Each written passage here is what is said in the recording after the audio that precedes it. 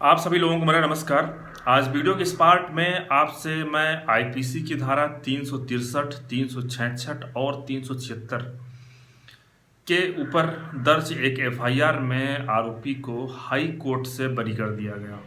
अब निचली अदालत ने आरोपी को सज़ा सुनाया, लेकिन हाई कोर्ट ने आरोपी को बरी कर दिया, वो भी जबकि जो पीड़िता है उसके माता पिता और पीड़िता तीनों लोगों ने ही सेशन कोर्ट में आरोपी के खिलाफ गवाही दिया था। तो ये मामला क्या था, मामले में किस आधार पर हाई कोर्ट ने बरी किया और हाई कोर्ट ने किन किन बातों का फ़ायदा आरोपी को बताया कि इस बात का फ़ायदा आरोपी को मिलना चाहिए, वो आपसे मैं चर्चा करूंगा इस वीडियो में। तो साथियों, आज मैं आपसे जिस जजमेंट की चर्चा कर रहा हूँ ये गब्बू उर्फ अभिषेक versus state of Uttar Pradesh के नाम से है। और इस जजमेंट को शेयर करने की वजह यह है कि हो सकता है कि कहानी इस केस की जो है, जो कि मैं आपको बताने वाला हूँ, हो सकता है आपके केस से मैच ना करे, लेकिन जहाँ कहीं पे किसी मामले में अगर पॉक्सो एक्ट लगा हुआ है या फिर धारा 363 या 366 लगी हुई है, वो भी इसलिए कि लड़की नाबालिग थी, तो सबसे पहले तो आपको यह साबित करना पड़ेगा कि लड़की बालिग थी, अगर वास्तव में बालिग थी तो, या फिर उसमें डाउट है। अगर डाउट है तो भी फायदा आरोपी को मिलेगा, क्योंकि लड़की बालिग है या नाबालिग है। जब तक कि ऐसे कजेंट एविडेंस, ठोस सबूत कोर्ट में प्रस्तुत ना कर दिए जाए पीड़िता के पक्ष में कि लड़की नाबालिग है, उसका फायदा आरोपी को मिलता है। लेकिन आरोपी को फायदा तभी मिलेगा जब आरोपी अपने साइड से एफर्ट लगाएगा, गवाही के दौरान उन तथ्यों को लाएगा, अपने बचाव में कुछ दस्तावेज पेश करेगा, तब उसका फायदा आरोपी को मिलता है। तो इसमें डाउट पैदा करने का काम किसका होता है? आरोपी का, कि वो साबित करे कि हाँ लड़की जो है वो बालिग है। तो ये जो केस है ये इलाहाबाद हाई कोर्ट से रिसेंटली डिसाइड हुआ है, अभी जनवरी 2023 के महीने में, और इस केस का नाम है गब्बू उर्फ अभिषेक versus state of Uttar Pradesh. और इस केस की कहानी क्या है आपसे शेयर करता हूँ। तो साथियों, 3 सितंबर 2010 को पीड़िता के पिता ने थाने में एफआईआर दर्ज करवाई कि वो अपनी पत्नी और 2 बच्चों के साथ में निवास करता है। उनकी एक 16 वर्ष की बेटी है, वो पिछले महीने 13 अगस्त से गायब है, और वो उसको गब्बू नाम के व्यक्ति ने उसको बहला फुसला करके वो उसको कहीं दूसरी जगह लेकर के चला गया। पुलिस ने जब ये कहानी सुनी तो पुलिस ने इस कहानी के आधार पे आरोपी के खिलाफ 363 और 366 किडनैपिंग की धाराएं लगा दिया। उसके बाद पुलिस ने इन दोनों को एक बस स्टैंड से बरामद किया। कब? 15 सितंबर को उनको बरामद किया। उसके बाद लड़की के 164 के स्टेटमेंट हुए। लड़की ने 164 के स्टेटमेंट में ये कहा कि वो अपनी इच्छा से लड़के के साथ गई थी, वो गब्बू अभिषेक से शादी करना चाहती है और उसी के साथ रहना चाहती है, ऐसा करके उसने बयान दिया। उसके बाद लड़की का मेडिकल एग्जामिनेशन कराया गया। मेडिकल एग्जामिनेशन में उसके अलग अलग मेडिकल टेस्ट हुए। उसके बाद पुलिस ने इस मामले में 363, 366 और 376 आईपीसी की ये 3 धाराएं लगा दिया। मामला चला सेशन कोर्ट में। सेशन कोर्ट ने इस मामले को सुना, सभी की गवाही हुई। गवाही के बाद आरोपी के बयान हुए। आरोपी अपने पक्ष में भी 2 लोगों के बयान कराए। मामले में फैसला आया। फैसले में सेशन कोर्ट ने ये कहा कि आरोपी जो है उसके खिलाफ अपराध को प्रमाणित पाया जाता है। धारा 363 के अंतर्गत 3 साल की सज़ा, धारा 366 के अंतर्गत 5 साल की सज़ा, धारा 376 के अंतर्गत 7 साल की सज़ा सुनाए जाने का सज़ा से उसको दंडित किए जाने का आदेश पारित किया। आरोपी से दुखी होकर के हाई कोर्ट पहुंचा और उसने 374 सबसेक्शन 2 के अंतर्गत क्रिमिनल अपील फाइल किया। अब जब अपील फाइल की गई तो अपील में जो एक नई कहानी निकल करके आई आप वो समझिएगा। अब साथियों, अपील में हमने आपको बताया हाई कोर्ट ने आरोपी को बरी कर दिया। अब अगर मैं सारी स्टोरी आपसे शेयर करूंगा तो वीडियो काफ़ी लंबा हो जाएगा, आपके लिए यूजफुल भी नहीं होगा। जो मुख्य फैक्ट हैं जिसको कि हाई कोर्ट ने देखा और जिसके आधार पर आरोपी को बरी किया, वो आप समझिएगा। सबसे पहली बात यह है, लड़की कब गायब हुई? जैसा हमने आपको बताया 13 अगस्त को, और एफआईआर कब हुई? 3 सितंबर को, मतलब लगभग 20 दिन बाद। तो पहला पॉइंट था कि आखिर 20 दिन बाद 20 दिन का डिले क्यों हुआ एफआईआर दर्ज करवाने में, ठीक है।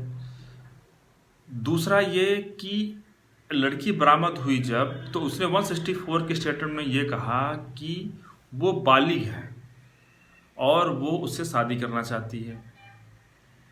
तो कोर्ट ने कहा कि ठीक है, अभी इसको आगे कॉन्ट्राडिक्शन करते हैं, आगे जो स्टेटमेंट देती है। इसके बाद लड़की का जब मेडिकल टेस्ट हुआ तो लड़की के मेडिकल टेस्ट में ये पाया गया, उसका एक्सरे कराया गया, तो एक्सरे में यह आया कि लड़की की जो एज है वो 18 साल से ऊपर लेकिन 22 साल से कम है। जबकि लड़की के पिता ने जो बताया था वो बताया था कि उसकी उम्र जो है वो 16 साल है। लड़की ने जब कोर्ट में गवाही दिया तो लड़की ने ये कहा कि 164 के स्टेटमेंट में उसने आरोपी के फेवर में इसलिए बोला क्योंकि उसके पिता ने उसे धमकी दिया था कि अगर तुम मेरे फेवर में बयान नहीं दोगी तो हो सकता है कि मैं तुम्हारे भाई को मरवा दूंगा। ऐसा करके उसने बयान दिया कोर्ट में जब उसने गवाही दिया कि 164 का स्टेटमेंट उसने इसलिए आरोपी के फेवर में दिया था।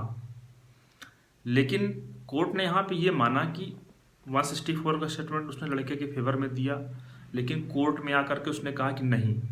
कोर्ट में आकर के उसने एक अलग कहानी बताई। उसने कहा कि आरोपी ने उसे फ़ोन किया, उसे बुलाया, बोला तुमसे कुछ काम है, और जब उसके पास गई तो बोला तुमसे मैं शादी करना चाहती हूँ। फिर उसको लेकर के एक जगह पे गया, फिर वहाँ से उसको लेकर के दूसरी जगह गया, वहाँ पे उसके साथ गलत काम किया उसने, उसके बिना सहमत के उसके साथ ज़बरदस्ती उसने गलत काम किया।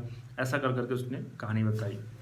तो हाई कोर्ट ने यहाँ पे ये पाया कि अगर वास्तव में उसके साथ गलत काम हुआ है तो वो आरोपी के साथ लगभग 1 महीने रही, और 1 महीने के दौरान उसने अलग अलग स्थानों पर ट्रेवल किया। तो अगर ऐसा है कि उसके साथ ज़बरदस्ती किया गया था, बिना उसकी सहमत से किया गया था, वो सहमत नहीं थी, उसको किडनैप किया गया था, तो उसके पास ढेर सारे ऑप्शन थे कि वो कहीं भी शिकायत कर सकती थी, कहीं किसी से भी, कहीं रास्ते में, रोड में कहीं भी चिल्ला सकती थी, आवाज़ दे सकती थी किसी को, और बता सकती थी कि उसके साथ गलत हो रहा है, लेकिन उसने ऐसा कहीं नहीं किया। इसके बाद कोर्ट ने जब डॉक्यूमेंट देखा उसकी उम्र के संदर्भ में, तो उसका टीसी पेश किया गया था, ट्रांसफ़र सर्टिफिकेट जो होता है, टीसी में उसकी जो उम्र थी वो 16 साल थी। और उसको साबित करने के लिए प्रोसिक्यूशन ने एक क्लर्क को भेजा था। तो हाई कोर्ट ने ये पाया कि टीसी में जो एंट्री है वो क्लर्क ने नहीं किया है, एंट्री किसी दूसरे व्यक्ति ने किया था, तो क्लर्क उसको प्रमाणित नहीं कर सकता है।